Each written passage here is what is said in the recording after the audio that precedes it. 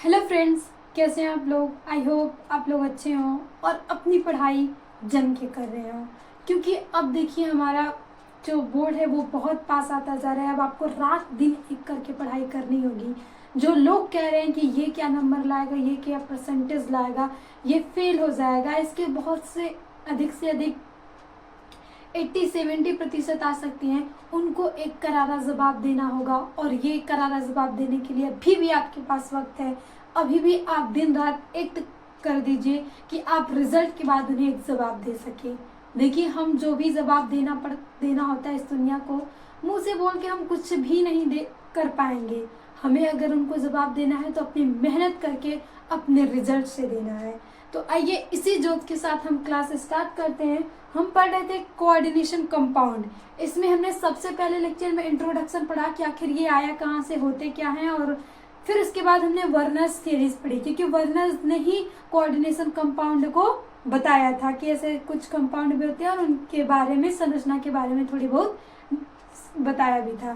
फिर उसके बाद हमने समावेता देखा था, फिर आईपीसी नामकरण देखा था, जो कि बहुत ही इम्पोर्टेंट है। अगर चैनल को सब्सक्राइब नहीं किया तो प्लीज सब्सक्राइब कर लीजिएगा, क्योंकि आप जो भी लेक्चर मिस किए उसको आप आसानी से देख सकें। अगर आप नए हैं तो आप जरूर चैनल को सब्सक्राइब कर लीजिएगा, क्योंकि हम इसमें इस चैप्टर के अगर फर्स्ट स्टेप को छोड़ देंगे तो फिर हमें समझ में आने वाला नहीं है। तो और कोऑर्डिनेशन कंपाउंड में आईपीसी नामकरण आपको श्योर है कि 4 नंबर तो देके जाएगा कम से कम, और इससे अधिक भी हो सकता है।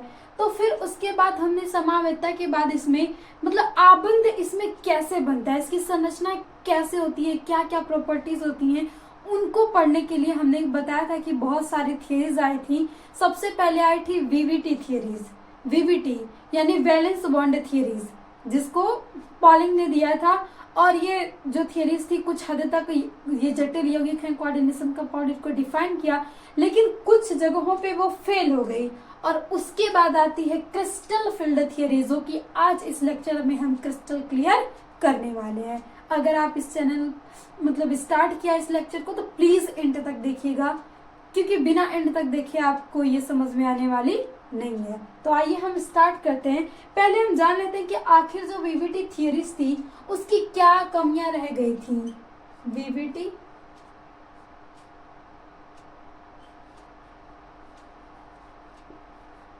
आखिर इसकी लिमिटेशन क्या थी। तो देखिए, जो बीवीटी थियरीज थी वो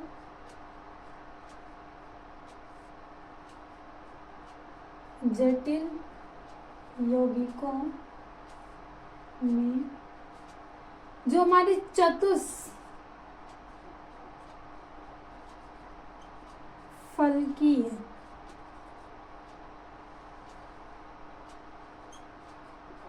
और वर्ग समतलीय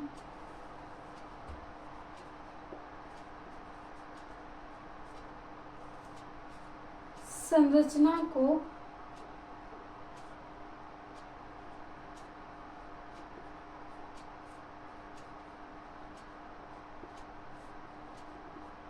अलग करने में असफल रही। और दूसरा कारण है कि ये अष्टफलकीय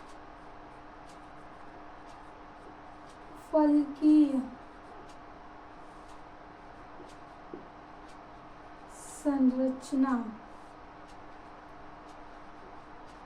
की विवेचना में असफल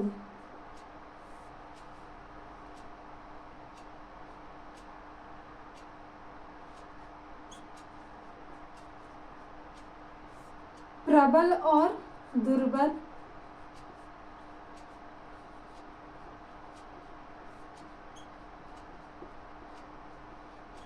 लिगेंड नॉट फाइंड आउट।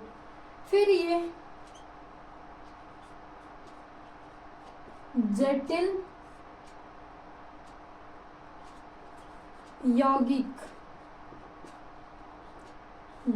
यौगिकों के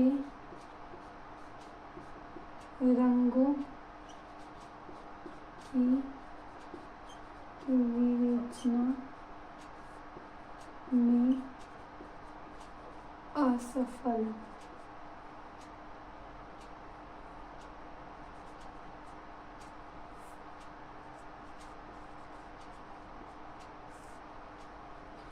ये जो बीबीटी थियरीज थी हमने ये सारा यहाँ पे लिख दिया था। देखिए ये जो जटिल यौगिकों में हमने पढ़ा था कि मतलब हाइब्रिडाइजेशन sp3 होगा और dsp2। इसमें ये कंफ्यूज हो गई कि मतलब हम कैसे इसको अलग करें, कि चतुष्फल की संरचना कैसे होती है ये बताने में ये मतलब असफल रही। फिर उसके बाद ये अष्टफल की संरचना में भी प्रबल लिगेंड दुर्बल लिगेंड कैसे मतलब कौन कब आएगा और कब पेयरिंग होगी कब पेयरिंग नहीं होगी, इसको बताने में भी ये असफल रही थी। देखिए हम मतलब अब जब पढ़े थे तो माने थे कि पेयरिंग वाला मतलब प्रबल है तो पेयरिंग करवाएगा और दुर्बल है तो पेयरिंग नहीं करवाएगा, लेकिन वो कैसे करवा रहा है, क्या रीजन है, इस रीजन को देने में भी बीबीटी थ्योरी असफल रही। फिर इसके बाद जटिल यौगिकों के रंगों के विवेचना में जो भी जटिल यौगिक होते हैं ना कुछ कलर देते हैं, क्योंकि देखिए और ये जटिल यौगिकों के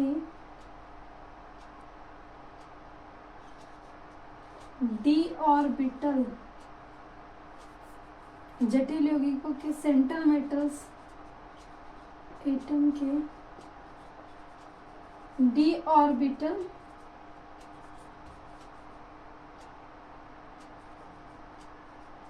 स्प्लिटिंग जिसे हम बोलते हैं बिपाटन की व्याख्या करने में असफल। तो ये जो हमारा क्रिस्टल क्षेत्र मतलब जो भी हम लेते हैं जटिल यौगिक उसमें सेंट्रल मेटल एटम्स होता है, तो हम उसी की संरचना बनाते हैं और उसी के हिसाब से हम इलेक्ट्रॉन भरते हैं। तो उसमें जो डी ऑर्बिटल होते हैं उसी से हम कहते हैं ना डी ऑर्बिटल में कब भरा जाएगा कब नहीं भरा जाएगा, और डी ऑर्बिटल से ही हम पता कर सकते हैं कि मतलब ये कैसा रंग देगा, क्योंकि लास्ट में जो इलेक्ट्रॉन भरे जाते हैं वो डी में ही भरे जाते हैं और उसी से हम इसके ऑर्बिटल बनाते हैं और संरचना को प्राप्त करते हैं कि कैसे मतलब लिगेंड्स आएगा और अपने इलेक्ट्रॉन को कहाँ कहाँ पे भरेगा। तो वो उसकी स्प्लिटिंग बताने में असफल रही। ये जो डी ऑर्बिटल की स्प्लिटिंग होती है यहाँ से हमें कुछ भी पता नहीं चला कि बीबीटी थ्योरी से हमें जो डी ऑर्बिटल की स्प्लिटिंग होती है उसके बारे में कुछ आइडिया आई हो। तो ये सारे फिर एक्सेप्ट मतलब ये स्पेक्ट्रम को भी बताने में असफल रही, स्पेक्ट्रम में भी ये असफल रही। तो अगर बोर्ड में आ जाए कि आप बीबीटी थ्योरी की लिमिटेशंस लिखिए, सीमाएं लिखिए, कमियां लिखिए, तो इतनी सारी कमियां लिख देंगे और आपके पूरे नंबर मिल जाएंगे। तो आज हमने ये मतलब अभी तो हमने देख लिया ये बीबीटी थ्योरी की लिमिटेशन थी।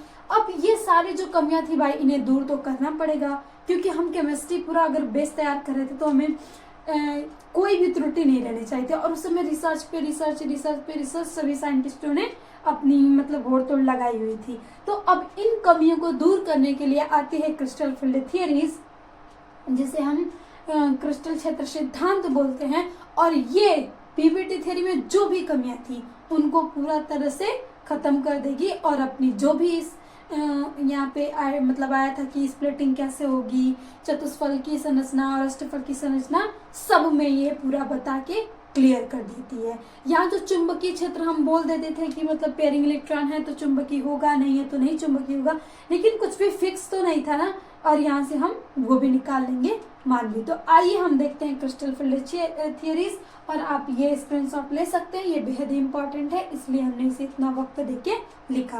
अब हम देखते हैं क्रिस्टल फील्ड थ्योरी, और उसमें आपको बहुत ही मजा आने वाला है क्योंकि उसमें हम करेंगे डी ऑर्बिटल स्प्लिटिंग। अब देखिए सबसे पहले हम देखेंगे क्रिस्टल फील्ड थ्योरीज जो भी होगी अष्टफल की संरचना में। हम देखते हैं पहले अष्टफलकीय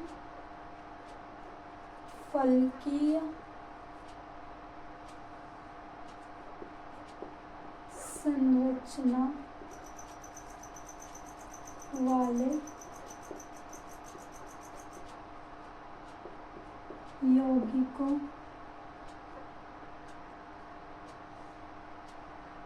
में डी ऑर्बिटल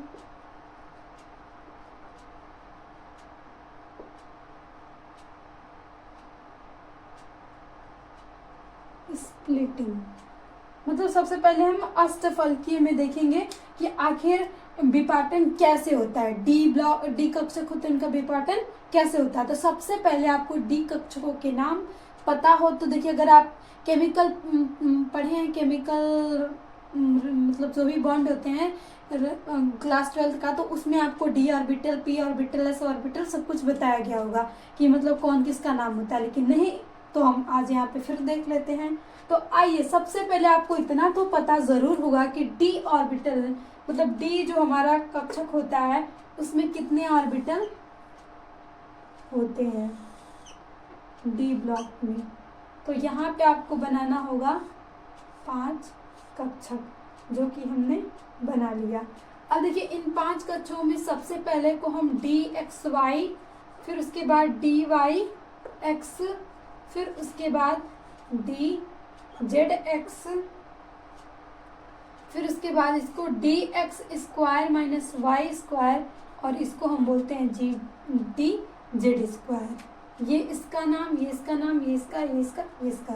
तो 5 ऑर्बिटल डी ब्लॉक में पाए जाते हैं और पांचों ऑर्बिटल के नाम d x y, d x y x, sorry ये वाई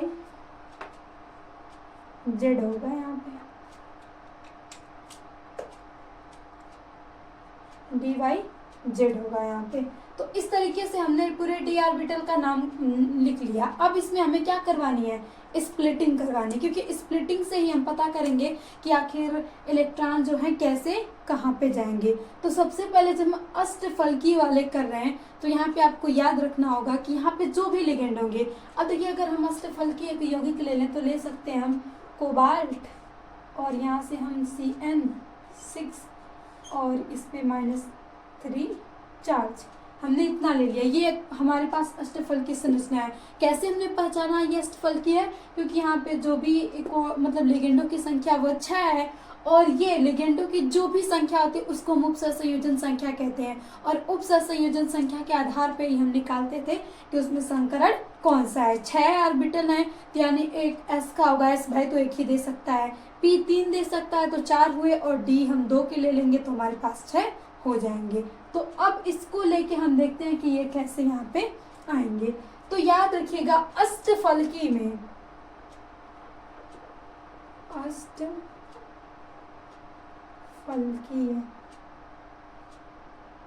में जो भी हमारी ये 6 के 6 लिगेंड्स हैं, ये आते हैं हमारे इलेक्ट्रॉनों के मतलब अक्षों के मध्य। ये जो हमारे 3 इलेक्ट्रॉन होते हैं, मतलब 3 ऑर्बिटल होते हैं, ये अक्षों के मध्य, अक्षों के मध्य होंगे इसमें, और ये जो 2 होंगे वो अक्षों पर होंगे। जो भी आएगा, अगर इसमें भरने के लिए आएगा तो इस प्रकार से हम करेंगे। अब देखिए, ये हमने जान लिया कि ये अक्षों के मध्य हैं और ये अक्षों पे हैं।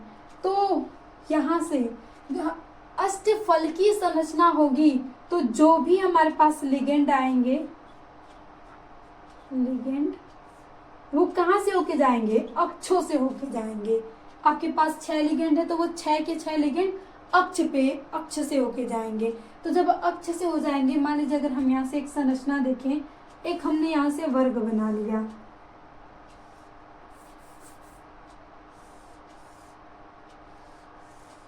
ये हमारे पास एक वर्ग हो गया, और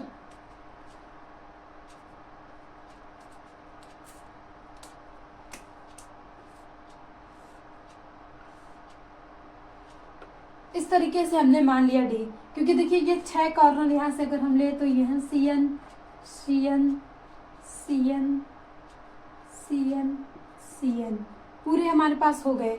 अब यहाँ पे हम बीच में भर लेंगे कोबाल्ट।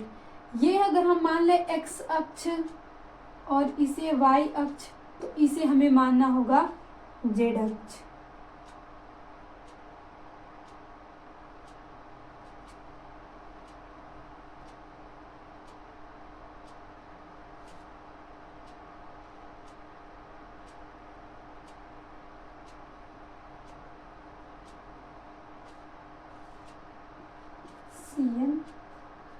CN x हो गया, और इसे हमने y और इसे हमने z मान लिया। x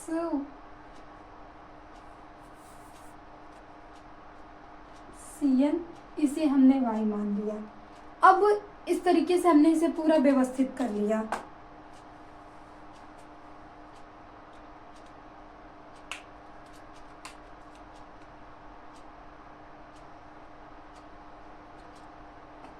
अब देखिए हमने ये पूरी संरचना बना ली कि मतलब ये तो हम संरचना बना रहे थे बीबीटी थ्योरी के अनुसार, तो बीबीटी थ्योरी से हमने ये संरचना बना ली। तो अगर आप मतलब अष्टफलकी वाले ले रहे हैं कोई भी यौगिक, तो इसमें आपको जो हमारे इलेक्ट्रॉन्स होंगे वो किस प्रकार से आएंगे। तो इलेक्ट्रॉन्स इसमें आते हैं अक्षों से होके आते हैं। जो भी हमारे पास लिगेंड आएगा, लिगेंड अपना इलेक्ट्रॉन अक्षों से लेके आएगा। लेकिन जो कोबाल्ट का इलेक्ट्रॉन है वो भी तो यहाँ पे होगा, कोबाल्ट का भी इलेक्ट्रॉन, ऐसे अगर हम मान लें कोबाल्ट के भी इलेक्ट्रॉन अक्ष पे उपस्थित होंगे, और जो लिगेंड्स है वो अगर अक्षों से ही होकर आना चाहेगा यहाँ पे, तो इसको एक प्रबल मतलब रिपल्सन झेलना पड़ेगा, क्योंकि इलेक्ट्रॉन भी नेगेटिव होता है, और हमारा जो लिगेंड्स है वो भी तो इलेक्ट्रॉन को लेके आएगा डी ऑर्बिटल में भरने के लिए। अगर हम यहाँ से इसकी निकाल लें तो इसकी संयोजकता आती है प्लस कोबाल्ट की +3, यानी इसके लास्ट कक्षक में जो इलेक्ट्रॉनों की संख्या होगी वो 6 होगी। तो यहाँ पे हमारे पास इस तरीके से इलेक्ट्रॉन होंगे। अब ये इलेक्ट्रॉन है और इसमें हम कहीं बाहर से इलेक्ट्रॉन लाएंगे, तो मतलब इसमें रिपल्सन होगा ना। एक अक्ष पे ही मान लीजिए यहाँ पे इलेक्ट्रॉन है और ये भी चाह रहा है कि अपने इलेक्ट्रॉन को हम इसमें लेके आके व्यवस्थित हो जाए और इससे बंद बना ले, तो ये इलेक्ट्रॉन इसको दूर भेजेगा, रिपल्सन करेगा। ये भी अगर यहाँ से आएगा तो ये भी इसको करेगा, यहाँ से आएगा तो ये भी, ये सभी एक रिपल्सन दर्शाएंगे कि आए ना। फिर भी हम इसे एनर्जी, ये हमारा कहेगा हम पावरफुल है, ये अपनी फुल एनर्जी लगा के यहाँ पे आएगा। तो जब ये एनर्जी लगा के आएगा तो ये जो 2 ऑर्बिटल है हमारे, ये अक्षो यही वाले 2 ऑर्बिटल हैं, यही एनर्जी बहुत अधिक लगा के तब यहाँ से भरे जाएंगे यहाँ पे जो भी इलेक्ट्रॉन होंगे। तो इसीलिए जब स्प्लिटिंग होती है तो इनकी एनर्जी होती है वो कुछ अलग होगी, और इन 2 इलेक्ट्रॉनों की जो है ऑर्बिटलों की एनर्जी होगी वो अलग होगी, क्योंकि ये जो 2 है हमारे अक्षों के मध्य है। मान लीजिए यहाँ से हम कुछ लाते हैं तो यहाँ पे कोई इलेक्ट्रॉन है नहीं, तो ये आसानी से थोड़ा आ जाएगा, कम एनर्जी इसको झेलना पड़ेगा, कम रिपल्सन झेलना पड़ेगा। लेकिन अगर वो अक्षों से होके आते हैं तो उन्हें एक हाई प्रतिकर्षण का सामना करना पड़ेगा, और प्रतिकर्षण जितना अधिक होगा उतना ये पावरफुल एनर्जी लगाएगा, तो इसकी इन ऑर्बिटलों की ऊर्जा उतनी ही अधिक होगी, यानी जो 2 हमारी एक कक्षक है उनकी ऊर्जा अधिक होगी। और यही होती है स्प्लिटिंग। देखिए स्प्लिटिंग कुछ और नहीं, इसमें ऊर्जा का मतलब हो जाता है, कुछ कक्षा की ऊर्जा अलग होगी, और डी ऑर्बिटल में ही 5 कक्षक होते हैं, तो उनकी कुछ जो कक्षक होंगे उनकी ऊर्जा कुछ होगी, और जो हमारे कुछ ऑर्बिटल बचे हुए उनकी ऊर्जा अलग होगी, और यही कहलाती स्प्लिटिंग। क्योंकि जब ऊर्जा अलग हो जाएगी तब ये इस तरीके से ना होके अलग अलग हो जाएंगे, तो वही कहलाती स्प्लिटिंग। का मतलब क्या होता है? तोड़ना, ब्रेकअप, मतलब स्प्लिट करना, तोड़ देना। तो अब ये जो हमारे इतने सुंदर से यहाँ पे एक रो में बनाए हुए दिख रहे हैं, अब ये एनर्जी के आधार पे बट जाएंगे, और उन्हीं को हम कहते हैं क्रिस्टल फील्ड क्षेत्र।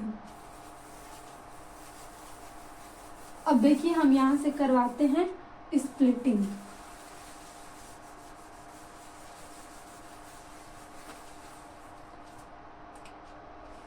अब यहाँ हम स्प्लिटिंग करवाते हैं, तो ये सबसे पहले हमारे जो ऑर्बिटल हैं, इनकी ऑर्बिटल हैं वो अपने कक्षकों को लेके आएंगे यहाँ पे ऊर्जा स्तर से। तो 1 2 3 1 2 3 4 5 हमने बना लिया। यहाँ से नाम ले लें x y dy z dz x dx² - y² d Z square. और हमें पता है कि इसमें इलेक्ट्रॉन मतलब हमने ये लिया है और ये है प्रबल।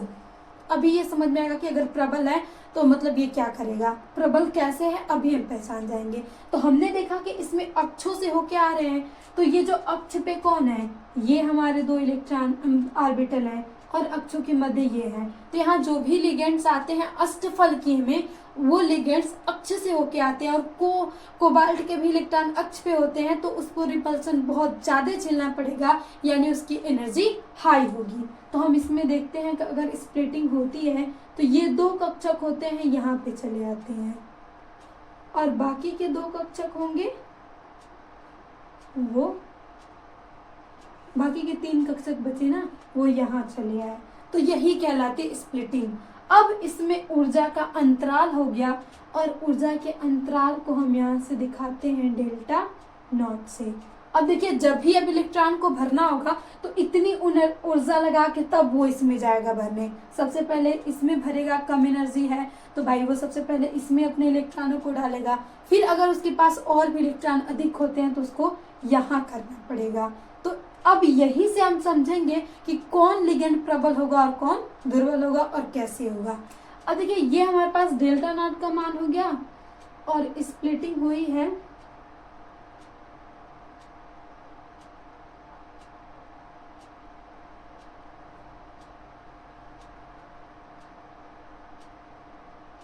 यहाँ से हम इसको लगाते हैं, ये हमारा d x square minus y square d z square d x y d y z d x z, ये हमारे पास आ गया। अब हम यहाँ पे लिगेंड्स एक एग्जाम्पल लिए CN6 या हम कोई भी मान लेते हैं।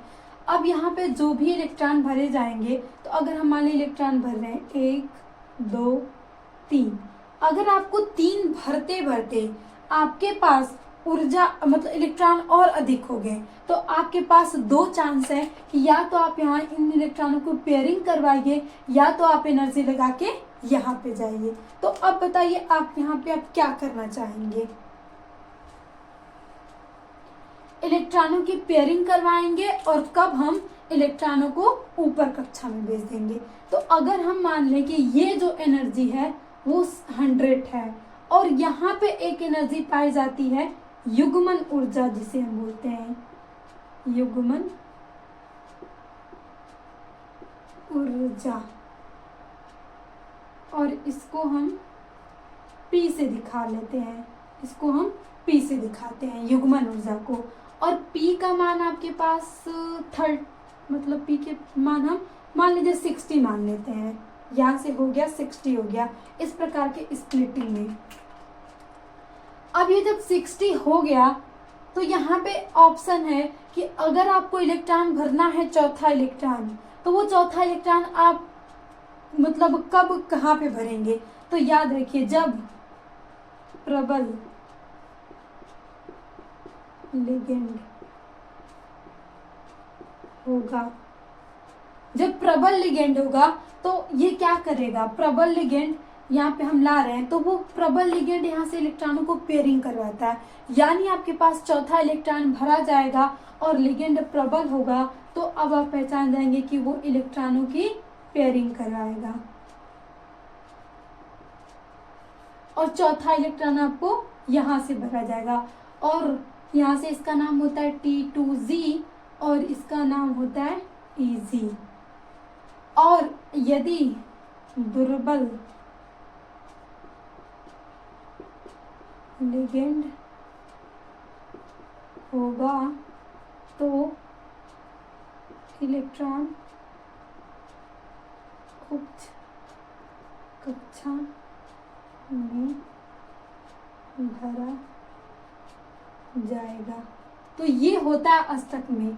अब आपको यहाँ से पता चल जाएगा कि प्रबल लिगेंड और दुर्बल लिगेंड होगा तो हम क्या करेंगे।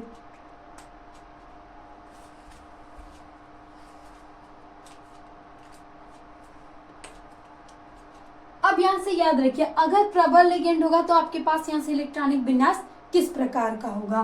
तो अगर आपके पास प्रबल लिगेंड है तो वहां पे इलेक्ट्रॉनिक विन्यास T2G और 4 इलेक्ट्रॉन, चौथा इलेक्ट्रॉन अगर आप 4 युग्मन है तो 4 और ई पे यहाँ पे 0 होगा इजी पे, यानी इजी अगर आपके पास प्रबल लिगेंड है तो वो पेयरिंग करवा देगा। क्योंकि देखिए वो चाहेगा कि हम 100 जूल ऊर्जा क्या ही लगाए, हम इस ये जो हमारी युग्मन ऊर्जा है अगर प्रबल है तो उसमें ये कम होगी और वो युग्मन कर लेगा अपनी कम ऊर्जा लगा के, वो यहाँ पे नहीं जाना चाहेगा। और इसी का अपोजिट लेंगे आप तो उसमें जब यहाँ से दुर्बल लिगेंड आएगा तो ये जो हमारे मतलब डी ऑर्बिट मतलब स्प्लिटिंग होती है तो ये जो हमारे डेल्टा नॉट का मान है ये कम हो जाएगा इससे। तो ये आपको याद रखना है कि ये हमारे प्रबल लिगेंड का इलेक्ट्रॉनिक विन्यास है। ऐसा कब होगा? जब आपके पास डेल्टा नॉट बड़ा होगा ई से, ये वाली कंडीशन। और जब आपके पास दुर्बल लिगेंड है तो T2Z और यहाँ पे आप 3 लिखेंगे और चौथा इलेक्ट्रॉन आपका कहाँ जाएगा?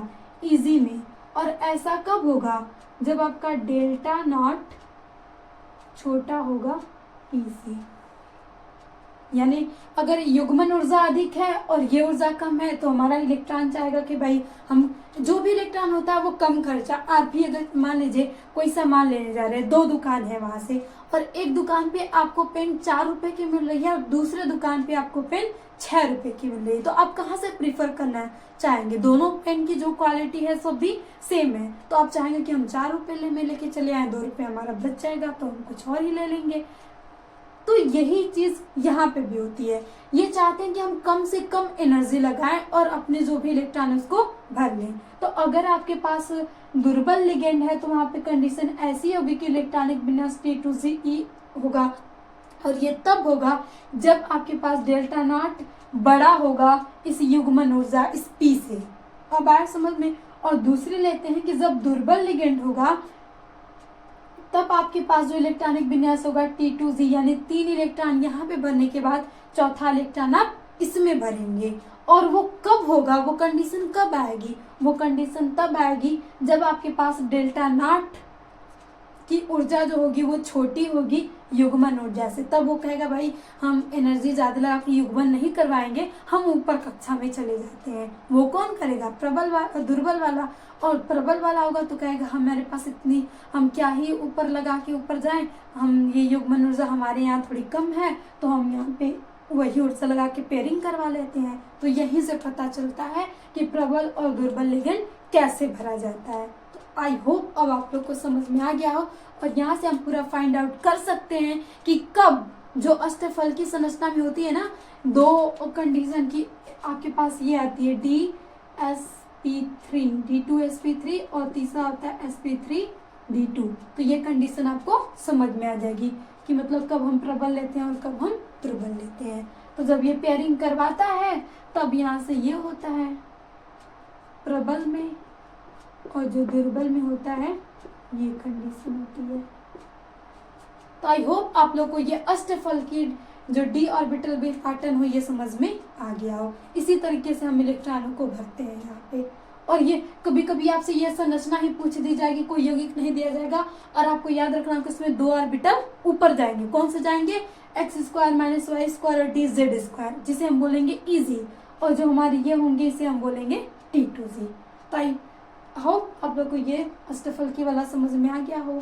तो अगर प्लीज मतलब कोई भी कंफ्यूजन हो तो आप कमेंट बॉक्स में कमेंट जरूर करिएगा, हम रिप्लाई जरूर देंगे। तो अब हम देखते हैं चतुष्फलकीय वाले संरचना में क्या होता है।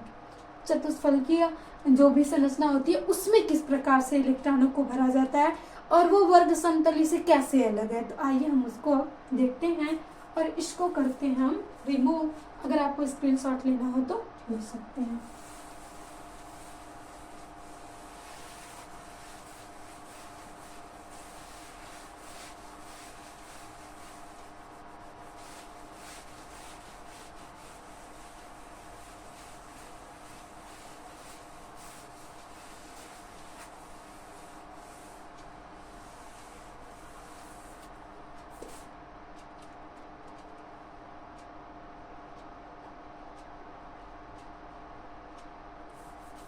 सॉरी, हमें चतुष्फलकीय देखना है। चतुष्फलकीय।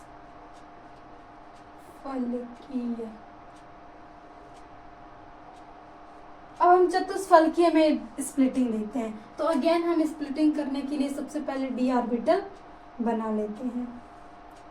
तो ये हो गया हमारे पास 1 2 3 4 5 डी ऑर्बिटल। इनका नाम x y, d y z, d x z, फिर d x square minus y square d z square. अब यहाँ पे हम स्प्लिटिंग कैसे करवाएंगे, क्या होगा ऐसा परिवर्तन यहाँ पे, तो अब हम उस परिवर्तन को देखते हैं। तो हम यहाँ पे लिए चतुष्फलकीय कोई, तो सबसे पहले इसकी एनर्जी यहाँ पे आएगी 1 2 3 4 1 2 3 4 5 d x y d y z d x square minus y square d z square. अब देखिए अगर आपके पास चतुष्फलकीय है तो चतुष्फलकीय में याद रखिएगा लिगेंड्स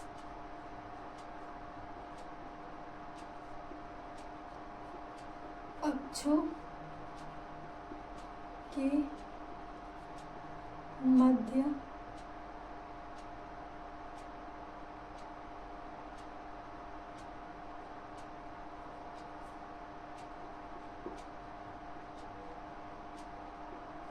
मतलब जो भी हम लेंगे यहाँ पे मतलब अक्षों के मध्य वाला डी आएंगे। तो जब अक्षों के मध्य से इलेक्ट्रॉन आएंगे तो उनका घनत्व तो ऐसा होगा कि अक्षों के मध्य से आ रहे हैं तो वहां पे कुछ ना कुछ रिपल्सन लगेगा और ये नहीं कि पूरा का पूरा रिपल्सन हो जाएगा, कुछ तो रिपल्सन उनको झेलना ही पड़ेगा। तो वो जो हमारे रिपल्सन झेलेंगे तो अब जो अक्षों के मध्य आएंगे तो अक्षों के मध्य कौन से ऑर्बिटल्स होते हैं, हमारे पास ये वाले ऑर्बिटल होते हैं और ये होते हैं अक्ष पे, अक्ष और अक्षों के मध्य। तो अब यहाँ पे पूरा का पूरा अपोजिट हो जाएगा कि मध्य से आ रहा है तभी इसकी एनर्जी तो कुछ तो हाई होगी और यहाँ पे जो नीचे वाले होंगे वहां से इलेक्ट्रॉन आ ही नहीं रहे तो उनकी एनर्जी लो होगी। तो यहाँ पे जब स्प्लिटिंग होती है तो 3 ऑर्बिटल जो हमारे पास होते हैं वो ऊपर चले जाते हैं और 2 ऑर्बिटल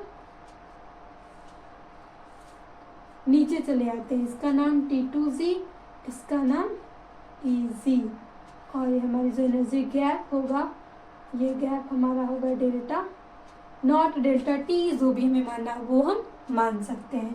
अब देखिए यहाँ से जब स्प्लिटिंग होती है ना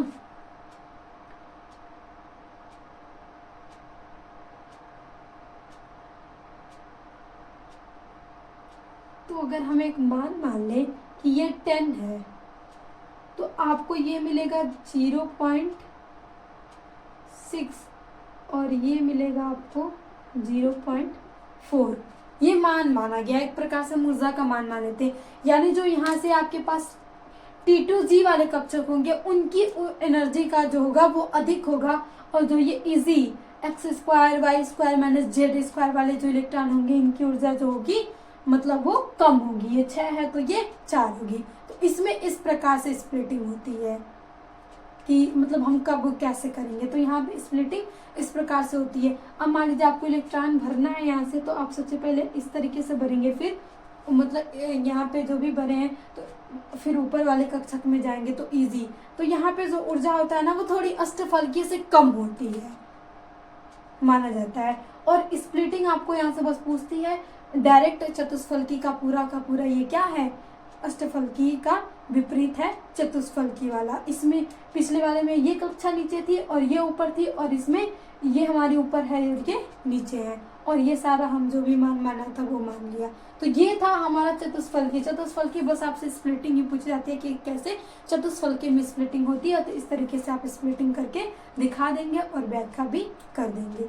तो यही थी क्रिस्टल फील्ड थ्योरी और यहाँ से कुछ रंग भी निकलते हैं। जैसे अगर हम मान लीजिए मानते हैं हमारे पास ये होता है C calcium sulphate into 5H2O अगर हम लेते हैं यहाँ से तो ये कलर जो होता है हमारे पास नीला होता है। अगर हम केवल Cu लेते हैं CuSO4 लें तो ये आता है हमारे पास सफेद।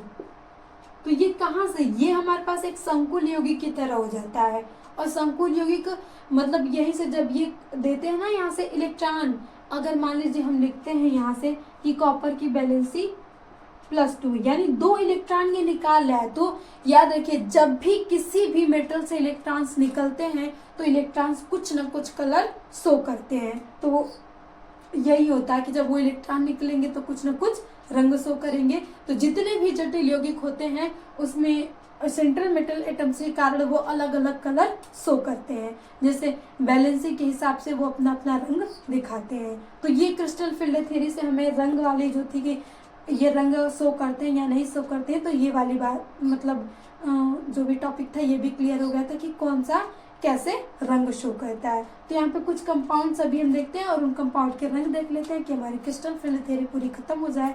फिर उसके बाद हम नेक्स्ट देख लेंगे कि आखिर इसकी क्या सीमाएं रह गई थी, फिर उसके बाद क्या आया था। तो आज अभी हम देख लेते हैं कि आखिर ये रंग कौन से होते हैं और कौन से यौगिक किस प्रकार के रंग शो करते हैं। तो देखिए, ये हमारे पास कुछ कंपाउंड है और ये कंपाउंड जैसे हमने क्रिस्टल फील्ड क्षेत्र में हमने डी ऑर्बिटल की स्प्लिटिंग देखी और वहां पे इलेक्ट्रॉन देखिए यहाँ से निकल के वहां जा रहे थे। तो जब इलेक्ट्रॉन कम ऊर्जा से, मान लीजिए ये हमारे पास ऊर्जा स्तर था और यहाँ से इलेक्ट्रॉन फिर यहाँ से ऐसे भरे जा रहे थे, मतलब उसमें हम देते हैं तो वो मतलब कुछ एनर्जी को अवशोषित करके फिर यहाँ पे जाएंगे ना। तो अवशोषित करते हैं तो अवशोषित करने के साथ साथ वो कुछ ना कुछ कलर शो करते हैं। जैसे पास मान लीजिए वो एनर्जी लिए और एनर्जी लेके वो दूसरे मतलब ऑर्बिटल में जा रहे हैं, तो दूसरे ऑर्बिटल में जाते जाते समय वो कोई ना कोई रंग छोड़ते हैं और कितने इलेक्ट्रॉन निकलते हैं वो उन पे ही निर्भर करता है। तो जैसे हम कोबाल्ट मतलब हेक्सासाइनो कोबाल्ट ले लेते हैं 3 आयन, यानी यहाँ पे इसकी वैलेंसी होगी +3। तो कोबाल्ट जो +3 अवस्था में रहेगा वो पीला रंग देता है। और यहाँ पे भी कोबाल्ट +3 में है तो अमोनिया के साथ है तो ये नारंगी रंग देता है। फिर उसके बाद हम टाइटेनियम देखें तो ये गुलाबी रंग देता है। और फिर उसके बाद CuCl मतलब पेंटाएमीन क्लोरिडो कोबाल्ट आयन हम देखें तो वो बैंगनी रंग देता है। और अभी हमने देखा था कि CuSO4 केवल रहता है तो वो सफेद होता है, लेकिन अगर ये संकर यौगिक के फॉर्म में है तो वो कौन सा रंग देता है, नीला रंग देता है। आखिर उसमें जब जल लिगेंड्स के रूप में होंगे, फिर वहां से इलेक्ट्रॉन ऐसे जाते आते हैं तो वो प्रकाश को अवशोषित करते हैं किसी न किसी को और फिर वहां से वो रंग छोड़ते हैं, तो वो कौन सा रंग देते हैं, नीला।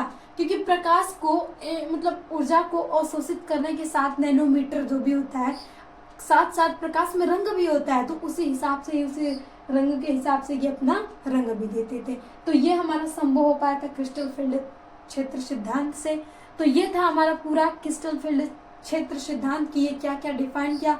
अब इसकी जो कमियां कुछ हैं वो हम नेक्स्ट लेक्चर में देख लेंगे और बाकी जो बचा हुआ पार्ट है वो हम नेक्स्ट लेक्चर में क्लियर करेंगे, ताकि हमारा जो कोऑर्डिनेशन कंपाउंड है वो पूरा कंप्लीट हो जाए और हमारे पूरा तैयार हो जाए। फिर उसके बाद हम पेपर मतलब जैसे नज़दीक आएगा तो एक बार पूरे 1 शॉट में देख लेंगे कि हम एक बार पूरा रिवीजन कर ले और हमारा कोऑर्डिनेशन कंपाउंड एकदम कंप्लीट हो जाए कि हम 8 नंबर यहाँ से लेके ही दम लें।